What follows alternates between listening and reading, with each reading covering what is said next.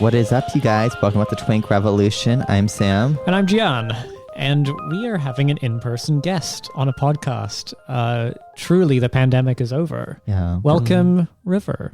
Hey, it's good to be here. Yeah, this is kind of weird. We're wearing 5 masks right now, so don't worry. Private island, all tested, wear a mask. Yeah. Yeah.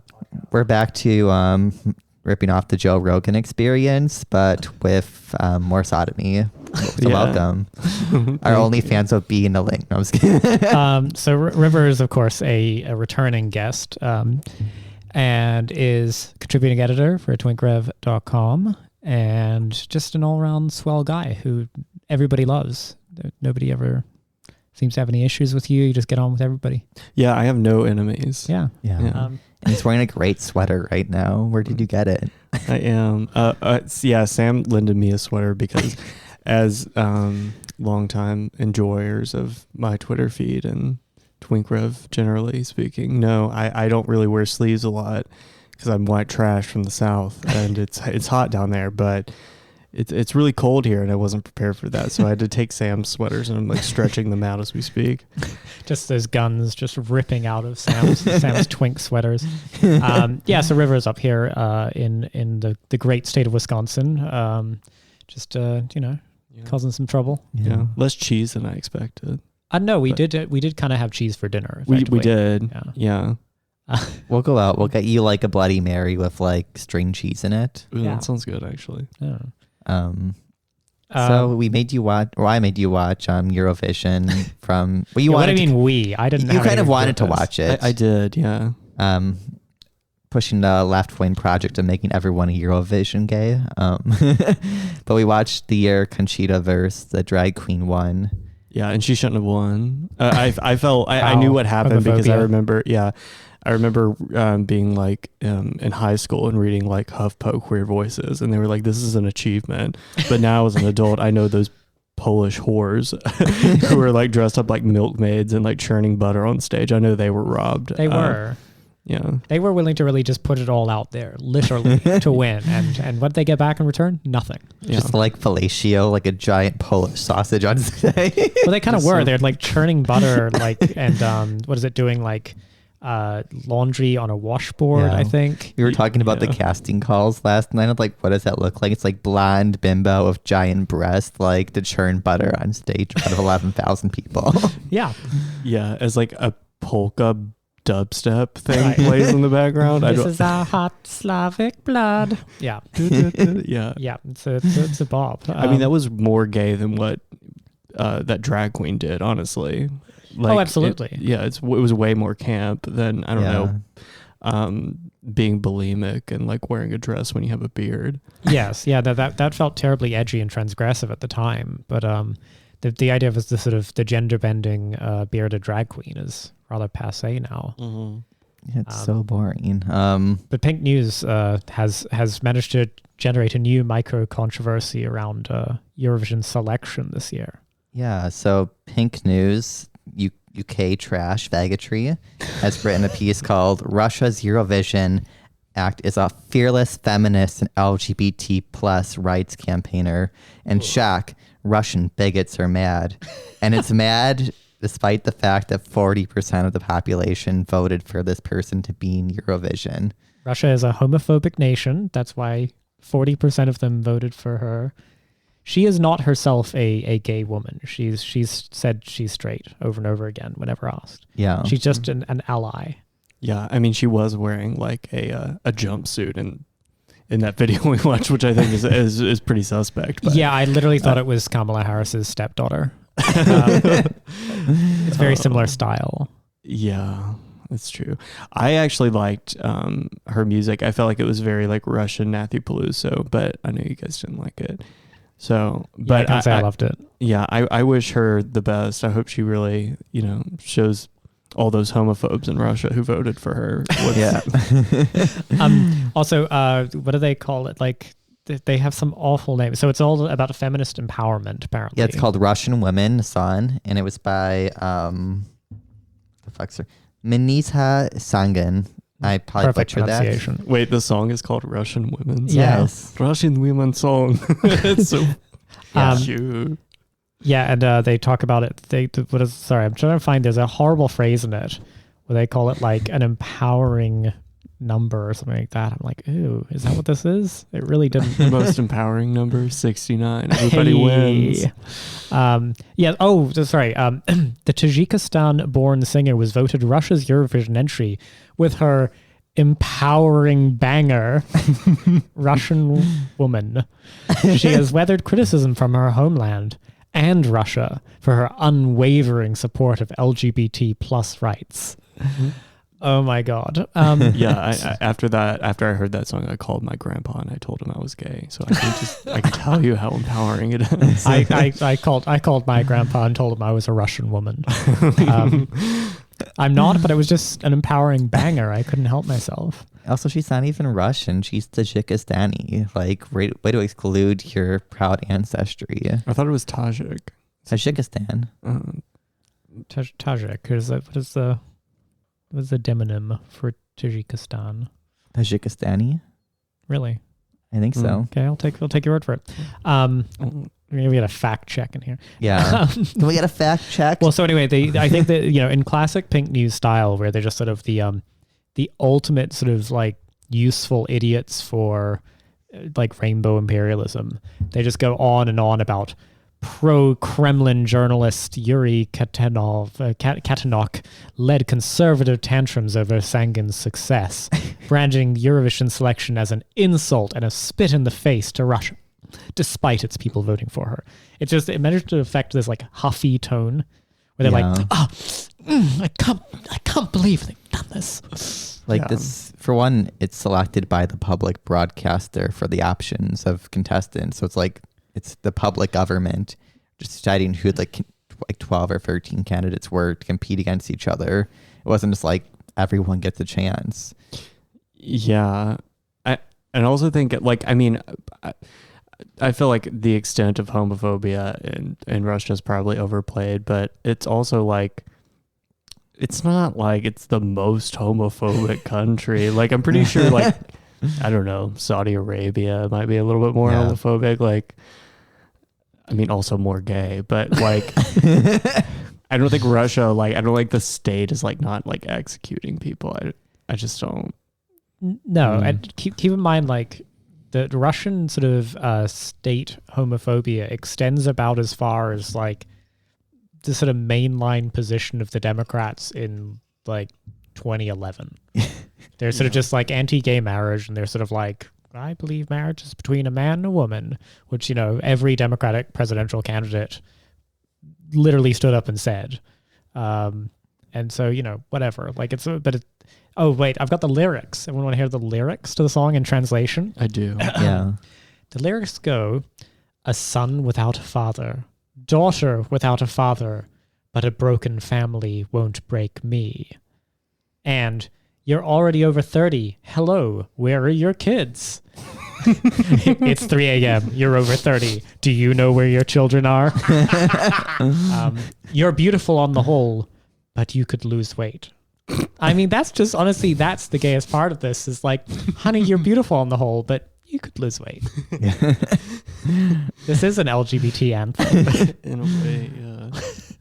Also, like, who do they think is voting for Eurovision in Russia? Of course, it's like the fag hags, and like the gay is like, it's not your babushka who like lived in the Soviet Union. Like, I went to watch Eurovision. I watched drag queen win Eurovision and sing about fucking men like no other. Like, no, it's a bunch of like faggoty gays in Moscow voting for all of it.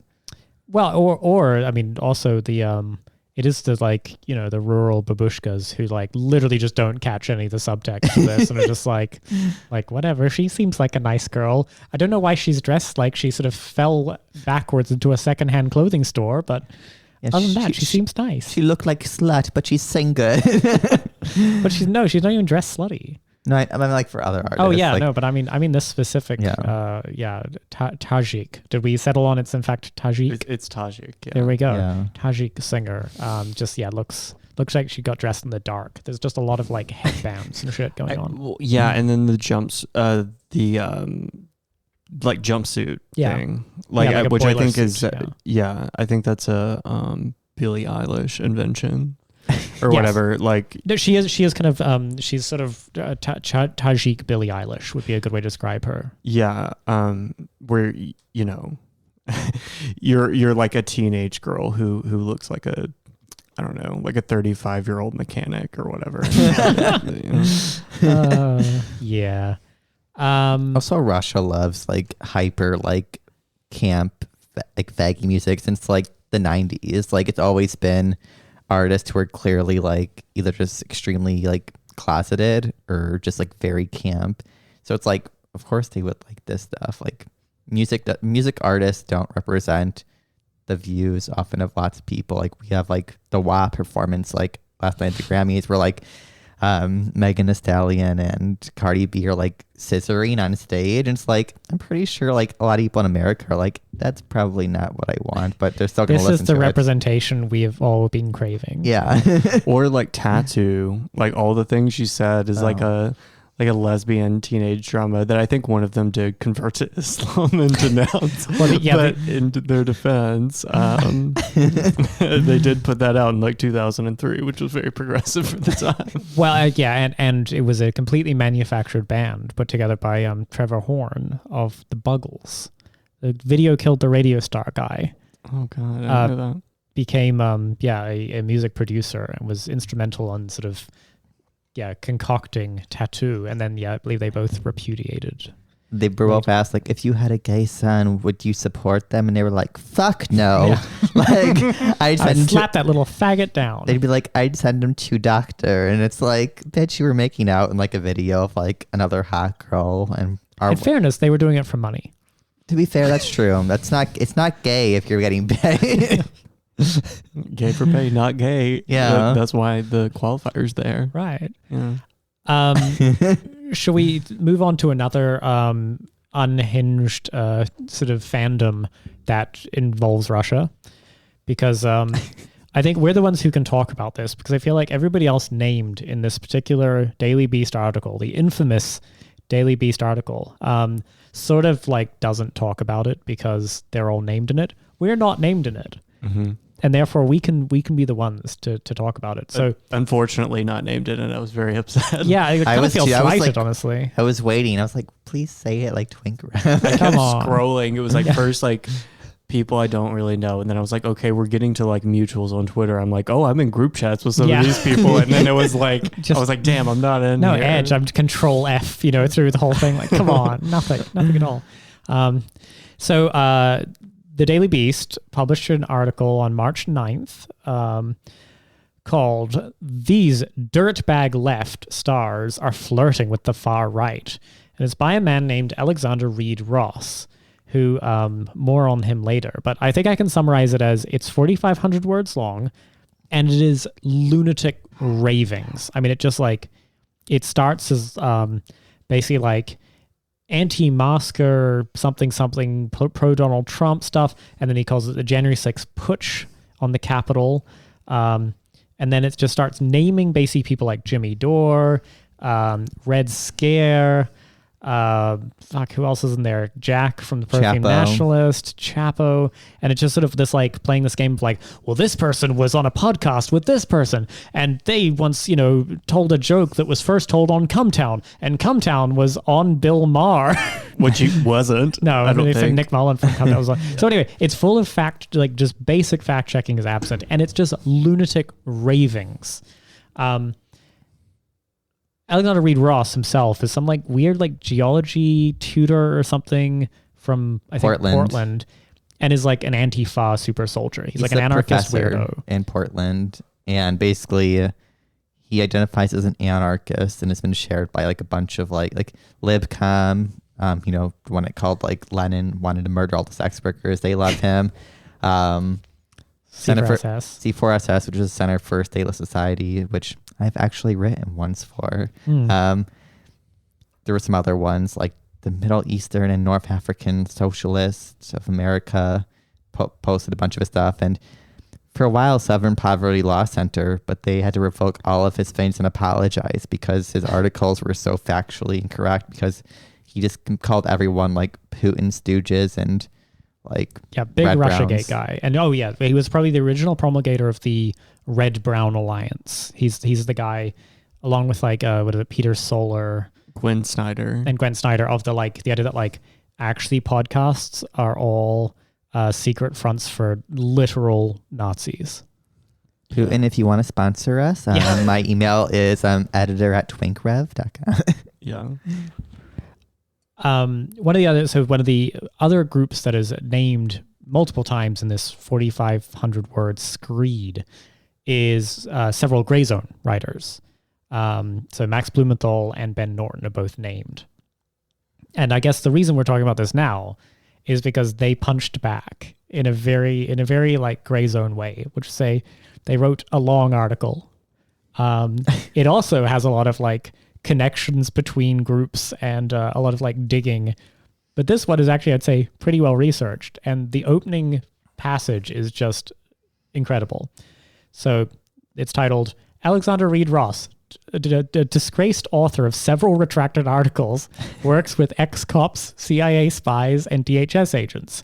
It says, with his entire archive retracted by the Southern Poverty Law Center and a growing record of disgrace, Alexander Reid Ross now collaborates with ex-CIA agents, cops, DHS officials, and a GOP congressman termed, quote, Bigfoot Scholar, with funding from a Koch brother.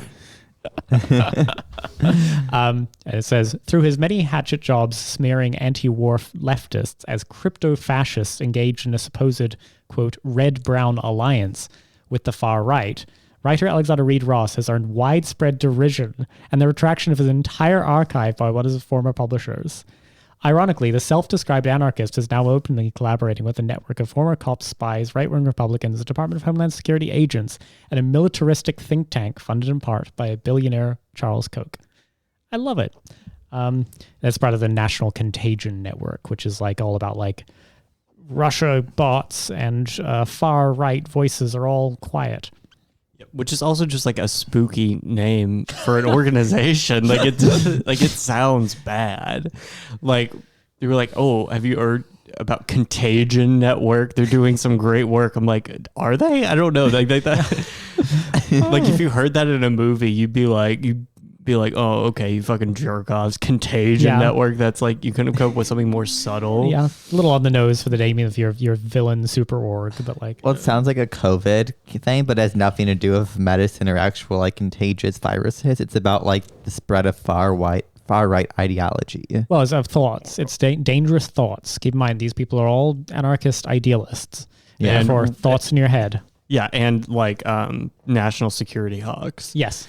So, and jokes. The thing is, because I've read a bunch of his older pieces, he'll take things which are clearly jokes and I think he's has no ability to part humor and just takes it as literal. I think one of the Perfect Nationalist talking about the cabal of pedophile leaders ruling America. And it's that was a joke, you dumbass. Yes, that's it's funny. true, but it's a joke. All the quotes he put into the article from particularly Jack just made Jack seem incredibly funny and charming. The one from Anna too, where she was and my haters can quote me on that. Yeah, he literally quotes it as self-identified hater. So I mean, I guess my opening thought on this entire spectacle is well, for one, good on Grayzone, because it's just very funny that they're just kind of very blatantly weaponizing his this guy's journalistic method, and I use the term loosely because he just does this 4 times a year for different publications. They're turning it back against him, and of course it's unflattering because it's a style of just kind of gutter dirtying up people by association. The main thing I would say, and I think we said this before about the idea of a broad conspiracy on the left of secret Nazis, is have you ever met an actual online Nazi? They will not shut up about it. Yeah. The idea that you can have somebody who's sort of an avowed Nazi who somehow manages to just keep that under wraps is frankly laughable. Just the first news story would come out about a black woman winning a Grammy or something, and they'd just be screeching. Just no hidden. These kinds of hidden cabals just don't stay hidden for very long. Yeah. And it's just so insane too, because I have a lot of friends who will be like, oh, well, you know, whenever I listen to the Perfume Nationalists and they start talking about politics, I just skip it. And I'm like, I don't share Jack and Oren's politics, No. but I find them charming and nostalgic because they don't say anything that, like, I haven't heard my grandmother saying. She's not a Nazi. She still calls Germans Krauts. Well, yes, I mean, They're just like boomer Republicans, but it's coming from the mouth of like a 30-year-old gay guy who also likes art and like movies and shit. And that's what makes it, and poly, and that's what makes it intriguing. Well, and yeah, that's the thing is, I've always been pretty clear about my like, where's my line for this sort of stuff? Because if Jack is opining on politics, we don't share much, honestly. I've never once seen him be cruel to a named human being. Yeah. Like there's never any cruelty to a person. In the abstract, yes, he has some funny ideas and he'll overstate things or whatever. But like, you know what? He's a perfectly kind individual. And that seems to be like what gets lost in all of this, right? Is the idea that like anybody could sit down and have a civil conversation with another person must mean they share all of their politics and all of the politics of anybody they've ever talked to, and so on, like 6 degrees of Kevin Bacon nonsense. Or even that you just like couldn't be like friends with somebody who like didn't share your politics. Like I mean, I live in like one of the most conservative like parts of the country, and like I have a fuck ton of friends who like we don't agree on politics like at all. And like it doesn't because you're matter. A secret Nazbol. Yeah, that's true. Yeah. Yeah, I'm really into resurrecting Russian nationalism. It's my passion project. I protest McDonald's every single weekend. Well, I think also like some people like shitting on people, 'cause like people like Red Scare or Jack or stuff like you said don't have such weird politics. If you jump back like less than like a decade ago, like in many ways, like Jack is just upholding like that ostentatious camp kind of thing where you don't give a fuck about like being like respectful in that kind of way to people's like feelings. While like now the like Gen Zoomer gays are like, they're all lying. Like, they're all pretending they're like super woke tards, and it's like they don't actually believe it. It's just about clout. Oh no! Like, as soon as you get them in the DMs, they're suddenly like all that woke, that sort of performative woke shit, and all the dragging they engage in on Twitter just falls by the wayside when suddenly they're like, yeah, actually, this person's a moron. Like, yeah, whoops. Yeah, you should see my DMs every time I get canceled. It's just people who are like, wow, I'm so sorry. It's like all their mutuals are like quote tweeting me. I'm like, okay. Yeah. Right. I mean, and it like every time I start to despair about the state of like this sort of online discourse, which honestly shouldn't matter, but it does. It can't help but matter because it's sort of all that's left to us. I'm reminded of the fact that like my personal politics are just not that out of step with most people's, because I'm not a deranged online lunatic. Yeah. And unfortunately, I think there's been a sort of there's been a party trick pulled upon us, or a parlor trick pulled upon us, where we're always led to believe that these very noisy, clout chasing fucking weirdos, like Alexander Reid Ross, you know, he's like one of the more successful examples thereof. Nobody shares their politics. They don't have a political project. They don't have people who join with them. They have other aspiring clout chasing weirdos who would love to be able to do what they're doing. Well, who just like entirely miss the point and like have no real like analysis or whatever, because they're so hyper focused on like whatever conspiracy they're chasing. So like here's a quote from Alexander Glengarry Greenwalls. So I guess someone's been leaking him DMs from like some Parlor, or like when Parlor was up, this is from January, some group chat from like the Oklahoma Proud Boys. And the actual message is talking about the guy who was outed, who was like the leader of the Proud Boys, who was outed as an FBI informant. Right. And they said the Enrique stuff seems kind of true, kind of exaggerated, and I like the guy. I've had it at my house before and would welcome him again. He should step down. The group needs new leadership and direction. It says the fame and then it goes on to talk about how he had like sort of like goaded them into like becoming more confrontational, and like how they just wanted to go back to being like a drinking club. And he said Proud Boys chapters are calling for Tario's resignation on Telegram after court documents showed he was served as a police informant. I'm like, that's not the point of it. The point of it is like, read between the lines, is like these guys have been like led into domestic terrorism by like a fucking FBI informant, which like if you know anything about like fucking COINTELPRO or like what these people, like what the FBI did to like the Black Panthers and stuff, where they would infiltrate groups and like, you know, basically ratchet things up to be like, no, you should bomb that bank or like whatever. Yeah. When like the rank and file were kind of like, I don't know about that. Like I got kids to feed, like whatever. Well, like Tupac Shakur's mom, like you know, that whole thing. I watched it in like the Adam Curtis documentary, so you can all watch that yourselves and figure it out. But like, I mean, that's pretty much exactly what happened here, and he's just like totally missing that point because I don't know.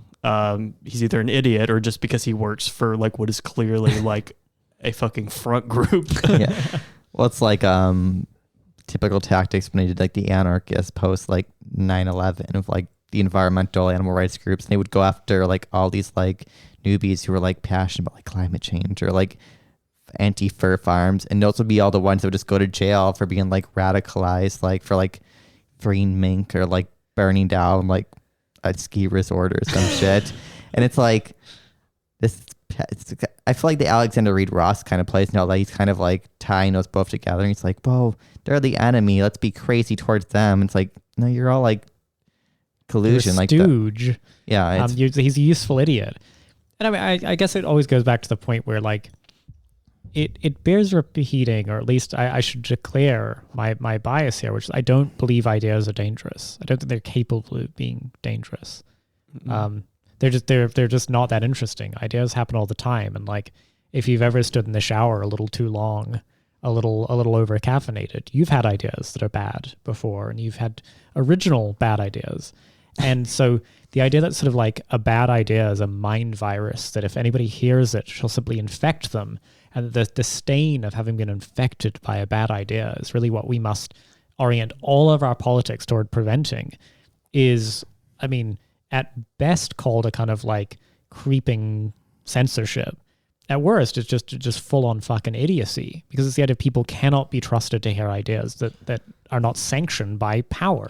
Yeah, and it's like all of the groups or like the people or organization, media, enterprises or whatever that he's cited are, you know, I guess well known to a certain extent, but they're not like powerful. These are not like institutions like the New York Times.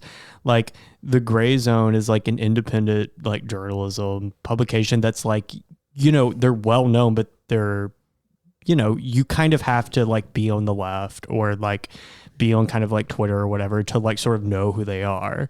The same thing goes for like Red Scare, and like the Perfume Nationalist is like run by like a guy who like works at a hotel. Like it's like not like a big deal. Like I mean, these people don't have fucking actual like power in our society.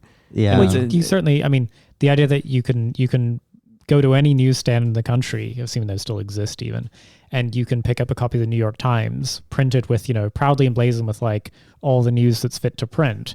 And you'll see various world leaders called dictators and authoritarians. Mm-hmm. You'll be told about a genocide in China that's active and worse than the Holocaust, I believe is a New York Times quote.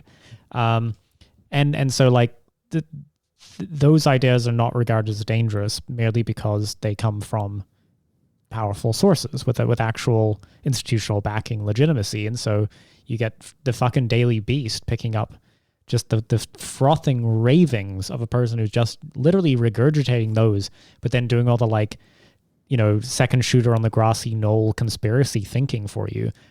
With the same breath, talking about the danger of Q conspiracies, like QAnon is a dangerous threat to America. It's like, well, this is not even the left's version. This is literally liberal power's version of a QAnon conspiracy. It's Russiagate and creeping fascism that's a good reason to keep voting for Democrats. Right. I think people also like this whole like Alexander Reid Ross thing is obsessed with like social media stars when like River said, no one really knows who most of these people are if you ask them. And it's because like it's a very tight knit thing. Like even like I think like Twink Rev has gotten this where it's like, oh, you're spreading this to your giant platform. Like like we have a big platform, I think, compared to most podcasts, but most podcasts don't do well. Like it's not lots of people. It's like maybe like in the thousands, like total. Yeah. Yeah. I think we hit our 100,000th like download ever recently. So we've infected at most, 100,000 poor souls with our with our dangerous mind virus. Well, that's contagion. That's how it works. Yes, contagion network. We're fucking off. Right. And it's funny because you'll get people like, oh, you made it, when like they see like someone sharing their article or something. I'm like, no, everyone's just really fucking too online. Like your friend in like DC shared it. I'm like, of course they did. They're all on Twitter. Like it's a tiny little incestuous community. Should we go on? Anybody else have anything to say about this? I don't think it's its real name. I think it's a fake name. Alexander Reid Ross. It's too like, it rolls too well. Yeah. I feel like. But it's also like the perfect kind of Portland like professor of geology or whatever with a sort of aristocratic name. It's very who's like LARPing as a fucking online revolutionary. It's all too perfect. He's very Anglo in his name sounding. Like he should stop talking. I'm Alexander Reid Ross. I'm here to reveal today. This is a mayonnaise-free zone. No, I'm just kidding. Yeah, it's like middle-class wasps for anarchy. I'm like, not buying it. No. Sounds like an op to me. Yeah, okay. So there's this new bill called PRO Act, which is a big topic on Twitter and the media, and it's called, where is it? I don't know. It's something pro-union bill. Something pro-union I'm trying to find a name, sorry. Oh, Protecting the Rights to Organize Act. It's called the PRO Act. And apparently Biden and them said they would support it. And there's things like right to work would be like revoked, and things like compulsory membership into unions and stuff. And people are torn because of the bureaucratic Democratic Party nature of a lot of unions, but also like if the Dems like it, it must be bad. Like, well, so the first blush on this, and I've got to say, I like really didn't hear much about this. The House has passed it already. Anything that kind of gives a fighting chance to unions, I feel like is sort of sounds good on the surface. I don't know if there's some like barbs hiding in this, but at least at first blush, I'm like, well, this sounds good. Like, will it solve every problem? No. Is union membership basically de facto outlawed in most of this country? Yeah. Like you can barely, like the reason the unions suck so much is because those are the ones that sort of have survived because they're like corporate friendly, awful bureaucratic nonsense. And so like the idea that you could push back on that in any way seems on the surface at least kind of good, right? Yeah. Basically the main like provision that I saw was that it would overrule right to work laws, which are deceptively named, but basically it's like if you have a union at your work and you're not a member of the union in a right to work state, you don't have to pay union dues, but they still have to negotiate for a contract on your behalf. And so this would require you, if you're under a union contract, you have to pay union dues, which I think seems fair. And I think it would also just like sort of reify some of the union protections that were kind of already supposed to be there, but have been eroded by like conservative courts and stuff that basically like ensure that like you have a right to join a union, and also get rid of make it illegal for employers to hold like captive audience, for like meetings or whatever, anti-union meetings. Yeah. because you're not union organizers have no right to like come onto a workplace in this country and like openly like organize. And so like basically the situation kind of is now if there's a union drive going on, the only person who has the opportunity to speak to everyone who works there without, you know, having to work to get everybody to show up after work is the company. So another one was it would restrict the use of ability to just make employees considered independent contractors or supervisors as a form of union busting, which like we know people who've like had their union options destroyed by making everyone a supervisor of each other with no benefits. And it's like I don't know, I'm reading the bill, like maybe there is issues, but I think I think there's a genuine critique of like it could be used to prevent further radicalization of working class people, but that's always been the case. Like that was what the socialist parties in like Wisconsin were destroyed by, was like the more union shifting to Democrats. It's like it doesn't make unions all the same or equally bad, or that we shouldn't, like, I don't know, I'd rather have the union status of like Germany or Denmark versus like here. I think everyone would still be better off. Yeah, I'm still fundamentally optimistic about unions as like the only fucking possible way out of hell world right now. And I don't think that's ideal. I don't think unions are a magic bullet as a solution, but like what else do we have? Mm-hmm. We have an electoral system that's fucked.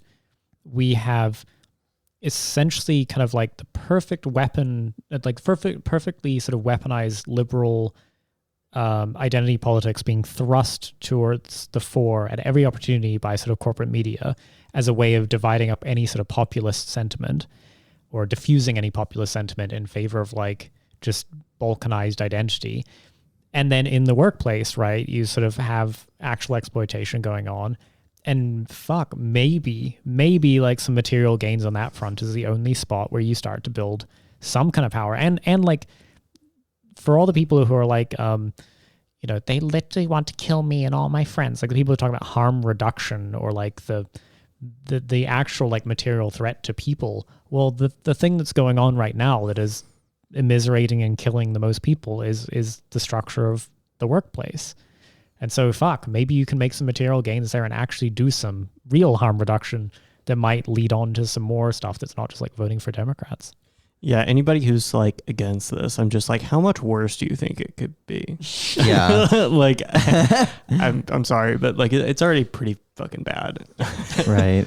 So it's kind of just asking for like accelerationism at this point to be like, well, we can't have any benefits because it might benefit like one capitalist party over the other. And it's like, well, of course that's true. And I don't think people are like, well, at least like, I don't think a lot of people like on the left are denying that, but it's like, that doesn't mean you just oppose and be like, nope, right to work is good. Like all these things are good. It's like, no, like I was in school during Wisconsin when right to work happened for Scott Walker. And in the end, Act 9 or whatever, was that the thing? Yeah, I think it's Act 9. But like it led to like massive austerity and like giant class sizes, and programs were being cut and stuff like that. And I think it was also coalesced of like the Obama stuff where he passed what the fuck was it, Obamacare, Affordable Care Act, and basically it also like fucked up like Badger Care, which is like the state healthcare system, and made it worse. So it's like all these things, and it's like, oh, like right to work was bad. The police got off them. They made a deal, and the police are not impacted by the right to work law. Well, I mean, I guess the like, I take a quick survey of the left, right, as it exists, and you've got a contingent of people who still believe that like they can take over the Democratic Party. Yeah. Not a fucking chance. Just like it just won't happen. Third party electoralism is a fucking joke. Like it's structurally impossible. Mm-hmm. The one thing you could say is that honestly, like greater union participation may mean that there's a greater number of like, I say this with the greatest love, like just people who just like want to get theirs. Like, and those are the people you can speak to with an actual like radical left-wing program, because that's how you deliver those things to them. So you have much more chance of like, basically building power in one union than you do like, I don't know, building fucking power within the Democrats. Yeah, I mean, and I can just like speak for myself. I mean, I would rather work at a place where you have a contract. You can't just be fired for any reason. Like usually it's written into the contract, like what kind of benefits you get, what kind, of pay raises you can expect, and like all of that. And if you don't have a union, or you're not like a sort of like extremely high skilled employee that, has signed on to some sort of like independent contract or whatever, like you don't have that. Like you could just go into work one day and just be laid off or fired, or have your benefits cut back, or get a pay cut or whatever for any reason. Mm-hmm. And like, there's nothing you can do about it. Well, and this is part of the like, so right to work is obviously like a structural barrier to unionization. At will employment is one of the just greatest fucking evils on earth. And I think people who grow up in America don't realize how unusual this is. Because think about how much people structure their lives around the idea that their job could evaporate tomorrow. And the like, so I've been under union contracts before, not in the US, but and it kind of means honestly like living paycheck to paycheck is not as scary, because if you don't get fired, like if you get fired, you get severance, like you get like paid out like a reasonable amount of money. And then obviously that goes hand in hand with like social welfare programs, like access to unemployment and things like that. But like, if you take at face value, the problem is that like all workers are literally staring down the barrel of starvation potentially, because they're like, well, you don't necessarily, your state's very specific conditions around like fucking unemployment or whatever are like not necessarily available to you. You can just be fired for any fucking reason or no reason at all. Good luck. And so people will accept worse labor conditions. They'll put up with more. They'll shut up. And that makes workplace conditions worse for everybody. Mm-hmm. I think also like when we just say unions, I think that's an unfair analysis, because unions vary across the spectrum, and like some are highly bureaucratic, like the AFL-CIO, who like are just like anti-communist to the core and expelled all of them, to like the like Oakland longshoremen union, which like reject or wouldn't send weapons and materials to go in the Iraq war, and have been radical for like decades throughout like Republican and Democrat government. So it's like, I think this idea that they're all the same, it's just kind of silly, especially in the Trump era. Like a lot of unions were actually contemplating just breaking regulations and laws to like strike and stuff, because many jobs can't even strike in most states. So it's like, maybe that will change with this thing, but it might not. Like there's unions that have flopped. I think that's when you need to focus on like structure and like who's leadership and stuff. Like, well, and you have much more control over that. I think that's like the main difference, right? Is that like, your odds of like changing the Democratic Party are just much longer than the idea that you could like change a shop steward or whatever, or you can like roll up into some kind of national leadership stuff that's like just much more real and much more tangible and much more connected to actual daily concerns of people. The problem is like, if there's a gun to everyone's head over like one hot button issue in terms of like national electoral shit, and you're talking about like, abortion or the creeping threat of fascism or Russia or whatever the fuck it is,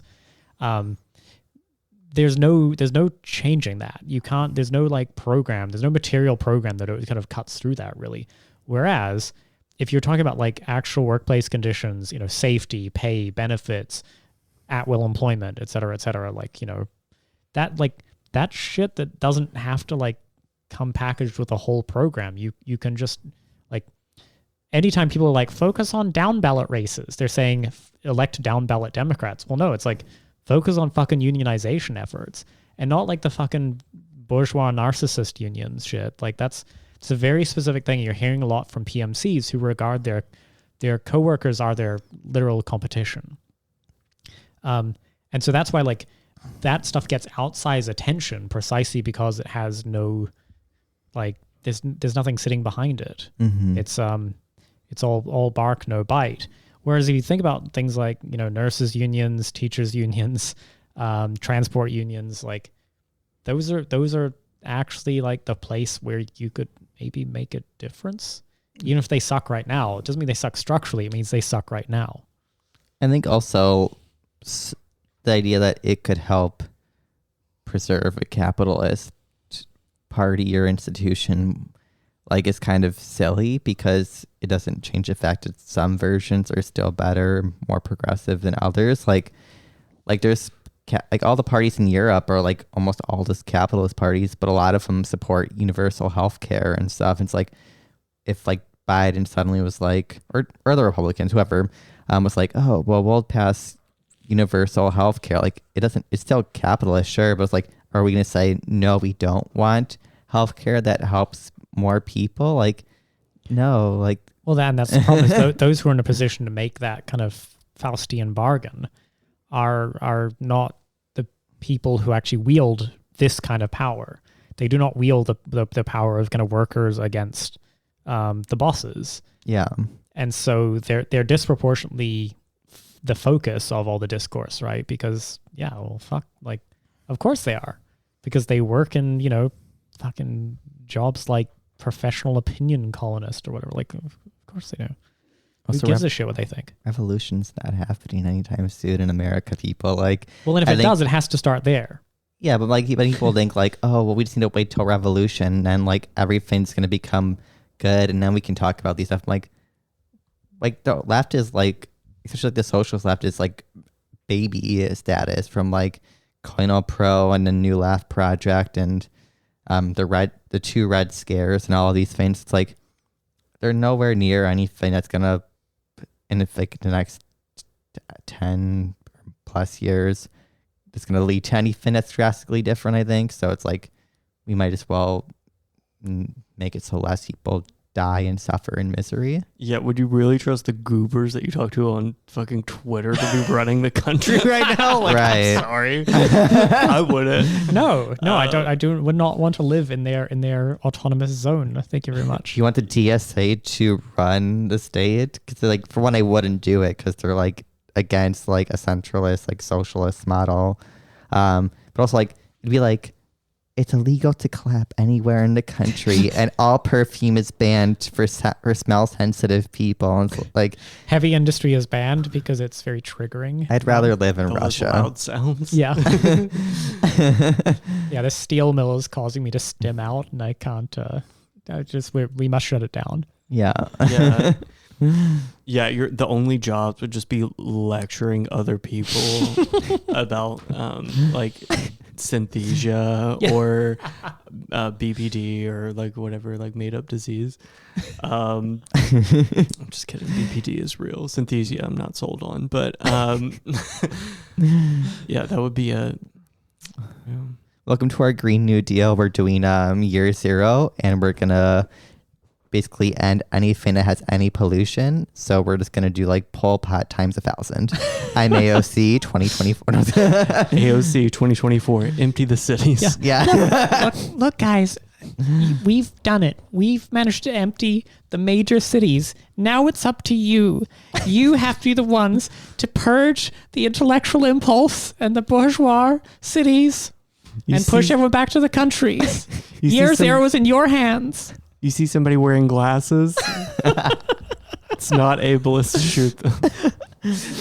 Don't till the soil. We don't want to kill the nature. So just like pick berries and starve. Like, but don't do it in a fat phobic kind of way. Yeah. Senator Ted Cruz was literally tried to kill me. So I sent him to the countryside where he starved to death. I'm okay. I'm living in the city still. Yeah, and then there'd be a war between AOC's Pol Pot America and like Greta Thunberg and like breaking Ted Kaczynski out of prison, and they start a commune together in the forest. That's so hot. I'd rather live in Pol Pot's Cambodia. Yeah. Like at least they had like some like cool aesthetics. They all wear like tracksuits, like that Russian pop star. They were making a fashion statement like 30 years before Russia did. Greta Thunberg, learn how to dress, girl. Yeah. Yes, or the Heaven's Gate cult, whichever. Yeah. Should we go to the last topic? Well, yeah, I guess the last thing to say on unions is a rare moment of earnestness, if you allow me, is to say like unionization efforts are happening in your community today. Go figure them out. Like it's actually like the only like anti-black pill kind of message I think in America today is like go figure out what the fuck's happening there, because I think everyone's kind of catching on to it at once, and there's going to be lots and lots of people with very bad ideas about how to like do that, but it's actually not a bad place to put your efforts. If you want to be politically involved, go do it there. That's good. You can go stare it in a way and like read some fucking Lenin. Yeah. Lenin has some good ideas on this, honestly. I actually just read Satan Revolution, and I know like people have to be like, don't just like read things and y'all just figure it out.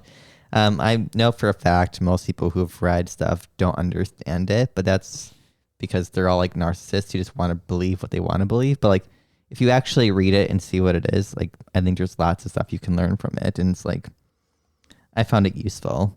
Lenin literally talks about like how to determine how many organizers you need and things like that. Like it's very practical advice. The guy had some good ideas, and is an accessible and like direct writer. He was writing for an audience of people who were confronted with a sort of overwhelming bourgeois state that they wanted to shift out of the way. Yeah, and so like it's worth dipping into. Honestly, it's much more accessible than you might think. If you're intimidated by the idea of reading theory, start with Lenin. He's for you. Yeah, and plus he hates the anarchists too, so we all in our agreement. So talking about unions, the Vatican, they don't want gay unions, or they don't want to recognize it. That was a good segue, Sam. Thank you. So the Vatican Church, that famous pedophile ring, but also great aesthetics, is basically stating they can't bless gay marriages or gay marriages, same-sex unions, because God can't bless sin. So true. Yeah, co-signed. And everyone's mad or like, this isn't fair to all the gay Catholics. I'm like, well, stop being Catholic. Like, well, I do like that they can't bless sin, and I was not the first perhaps to notice the history of the Vatican famously sheltered Nazis post World War II. And then was pretty integral to slavery in America, and then all the pedophilia stuff. Looked the other way during the Dirty War. Yeah, so like to the extent that like I don't think the mistake here is like, gee, the Catholic Church are wrong on this issue. That the main issue is sort of believing that the Catholic Church is a moral authority on much of anything. Honestly. Actually, it's really funny. I just realized this now in my head. So like everyone was like freaked out that Joe Biden's like a Catholic. Well, like Joe Biden and the Vatican Church, they all support the destruction of Yugoslavia, and the Catholics in the Balkans, primarily my fellow Croatians, were the ones like massacring the Serbians. So it was like twice they did that, and it was all by Catholics. I'm just kidding. Okay, that's Catholic excellence. Catholic unorthodox violence. Yeah. So all of our gay Catholic listeners out there, hang up that Red Scare t-shirt. Yeah. I don't know. I mean, I think we've moved to a model of so I guess like this particular write-up of this position sort of tortures all the stuff about like, well, actually the Pope is into like the idea of sort of civil partnerships, and that's fine, but like marriages, the church can't bless them because they love gay people, but don't love like it's sort of, and it's the whole point being, who gives a shit? If you're a gay Catholic, you're already familiar with the pattern of like, just do what you want and then confess. So don't worry, you've got, absolution is yours. And if you don't otherwise believe in this stuff, then who gives a shit what they think? Yeah. Do we check in what the Scientologists believe on this position? Like, I don't give a shit what they think either. Yeah, if you're a gay Catholic, aren't you already into shame? Mm. Like, isn't that what gets you off? Isn't that why you're still doing this little charade? Right. That's why it's so hot. It's why like Bellamy, like porn studios, has so many like Catholic themed ones because they're like, there's like the sexual tension of being like shamed. It's like Russia in a way has produced the better gay community in Moscow because they're so like silent and like shame that they have like to get rid of all their like desires in these like crazy sex parties and like clubs, which every Russian person I've talked to is like, oh yeah, it's like Berlin-esque versus like the casual. It's like, oh my god, Lady Gaga, yes, like bridal showers. It's like, no, it's like fisting parties and leather. Well, or yes, what we are forced to endure, yes, is no sort of widespread public societal homophobia, but instead we have to deal with like tweet threads from like lesbian drag queen performers saying that like, when I say all men are harassers, I'm including you, gay men, and like thousands of people sort of just applauding this particular sentiment. So, you know, it's swings and roundabouts, isn't it? You win some and lose some. Yeah. Also, I remember reading a story one time about how the Catholic Church was upset because like apparently Grindr in the Vatican is just like too hopping. Like I guess they opened up the grid and they just had to scroll a little too far. Yeah. And I'm like, yeah, that's not surprising. And I don't know, like, do you really want to get married in a Catholic church as a gay person? Like, wouldn't that just feel a little bit weird to you? I honestly when the font catches fire with demonic hellfire, I think that would honestly detract from the ceremony. Yeah, I mean, I grew up Baptist, but like I would rather be like dragged behind the back of a truck than like go before like a tiny little Southern Baptist church and marry a man. Like, oh god, I can't the humiliation. imagine. Yeah, and then we have like a casserole dinner afterwards. I'm like not. Ugh. I want to be married in one of those churches as a gay man with like one of the ones that have like the like venomous snakes. Oh, yeah, like a Pentecostal. Yeah, like, I want to do the handler? Pentecostal because I feel like snakes are very phallic. Like that could go somewhere. Like, Well, I used to. Oh, sorry, my mic was too far away from my Sorry, face. we're mic training in person. Yeah. I'm going so far into this mic. I dated a former Pentecostal pastor for a while. that's hot. Yeah, before I started dating Chris, it was a very interesting experience. The guilt was exquisite and very sensual. Would recommend get you a nice like speaking in tongues, like snake handler, repressed, divorced. Already knows how to handle a snake. Really all the qualifications I need in a man. Oh yeah. Just watch. You're gonna get like J.K. Rowling, but like actually, chapter 2 of Harry Potter was about the Pentecostals, and that's why there's a giant snake in there. The snake handlers, wink, wink. Yeah. I'm talking about the gays. Wink, wink. Well, and on that happy note, I think we might be done. River, you working on anything? You doing anything? No. That's fine. We'll announce. I'm gonna work on tomorrow. whenever. Yeah. Oh yeah, tomorrow you got a live stream. Yeah, we're gonna be doing a live stream tomorrow. Sam and I with Matt Muck, good friend and good porn actor. Yes. Yeah. Great porn famed actor, adult even. entertainer. Yeah. Matt Muck, who's been a guest on this podcast before. So yeah, you can catch the boys on twitch.tv/twinkrev at what time? 8 p.m. Eastern Standard Time. That's 7 Central, Yes. 6 Mountain, 5 Pacific. And what's that in GMT? I don't know what it is in Game of Thrones. No. Okay, well, never mind. Yeah, so you can do those time conversions, I'm afraid. Yeah. You're all smart. You're listening to Twink Rev. Sorry, is it 8? I think it's like 2 a.m. or something like that. Maybe 1 a.m., 2 a.m. Well, it's not for them. Yeah. So anyway, sorry. If you're British, you're shit out of luck. or you just have to stay up late and listen to the boys chat with Matt Muck. Yeah, you're all What's the topic? So we're gonna talk about like gay sexuality in the culture of kind of like censorship and restriction, and go from there. That was kind of my vision, was like discussing like the interceptions of like a socialist politics, as well as like the lib paradigm and like the censorship and like gay discourse, and how it's often just like bad, Touching. Yeah. That's exciting. Yeah. Well, and I actually talked about a similar thing on Alpha Bunga Bunga. So if you want to check that out, that's their most recent episode. Yeah, that was a good episode. Yeah, it was cool. I was on there with Mark Simpson, who wrote a book called Anti-Gay and coined the term metrosexual and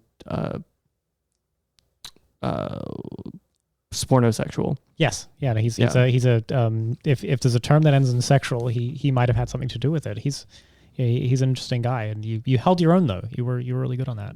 What's spornosexual? Is that like the like muscular men? It's like sports and porn. It's the porn actor body, like, or sports. It's like that kind of athletic physique that is sort of like, it's like Bellamy. It's sort of held up as like, it's still held up as sort of a masculine ideal.